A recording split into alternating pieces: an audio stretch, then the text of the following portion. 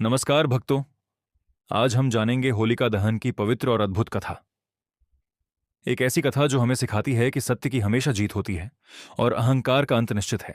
कहानी की शुरुआत बहुत समय पहले की बात है।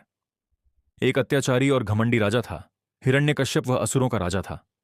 उसने कठोर तपस्या करके भगवान से वरदान प्राप्त किया था कि मातृशेष उसे न कोई मनुष्य मार सके, न कोई पशु, न दिन में मरे न रात में, न घर के अंदर न बाहर, न अस्त्र से न शस्त्र से। इस वरदान के बाद उसका अहंकार आसमान छूने लगा।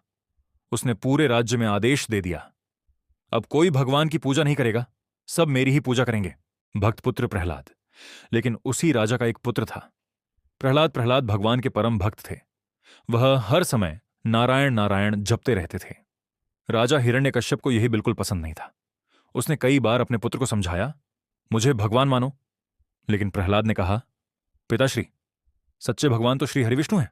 अत्याचार की शुरुआत राजा क्रोधित हो गया। उसने प्रहलाद को मारने के कई प्रयास किए।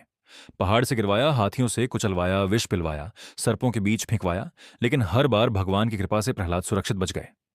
होलिका का प्रवेश। अब राजा ने अपनी बहन को बुलाया। होलिका को वरदान था कि आग उसे जला नहीं सकती। राजा ने आदेश दिया, प्रहलाद को गोद में लेकर अग्नि में बैठ जाओ। होलिका मुस्कुराई। उसे अपने वरदान पर बहुत घमंड था।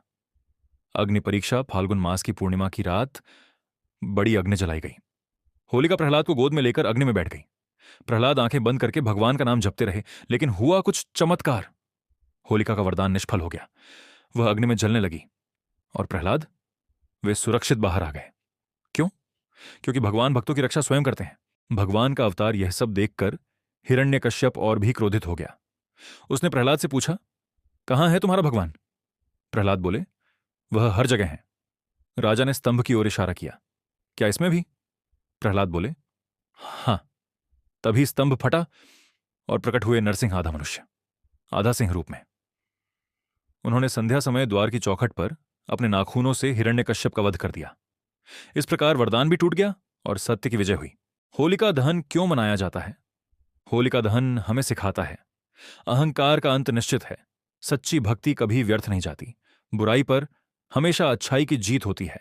भगवान अपने भक्तों की रक्षा अवश्य करते हैं। इसीलिए फाल्गुन पूर्णिमा की रात हम होलिका दहन करते हैं।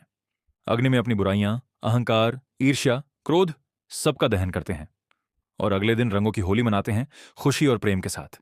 भक्तों, अगर कथा अच्छी लगी हो तो चैनल को सब्सक्राइब करें और कमेंट में एक साथ लिखें, जय श्री राम, जय श्री कृष्ण। होलिका दहन की जय।